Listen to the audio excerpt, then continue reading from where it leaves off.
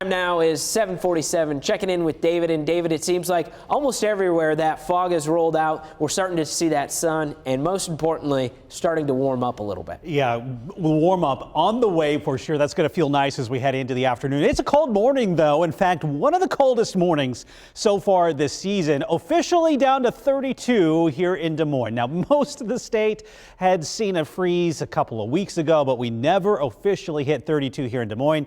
We did that today. You can see a lot of 20s outside of the metro. Got down to 26 in Marshalltown, Grinnell, 28 in Ames and Perry. Sheraton also coming in at 28 for that morning low. So yeah, need a jacket to start the day. With the cold temperatures, though, came some fog. Look at that dense fog in Pella during the early morning hours. Once the sun came up, we've kind of seen that fog move out of Pella. Should be a beautiful day. You can still see some of that fall color in the trees there in Pella. Beautiful sunshine right now downtown, and the fog has largely cleared out here near downtown. There's still some patchy fog, though, off to the east of the metro, and that's going to linger for probably another hour or so.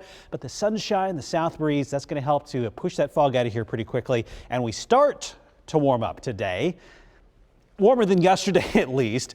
We really start the warm up as we head into Monday and the rest of the work week as our highs climb back up into the 60s, which is above average for this time of year. This morning, pretty quiet aside from that fog. Just a couple little patches of clouds here across eastern Iowa, so that means lots of sunshine on the way.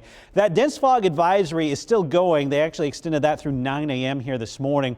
There's going to be areas around Marshalltown, Newton, in just east of Perry, Pella in Knoxville. That goes through eastern Iowa all the way into Illinois.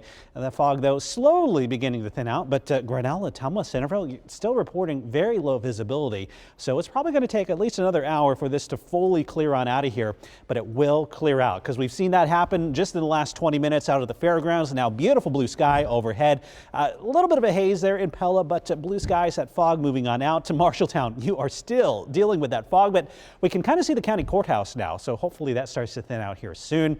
Beautiful view in Indianola right now. Just fantastic fall colors right now on Simpson College. Temperatures sitting at 32. It's a cold morning, that's for sure.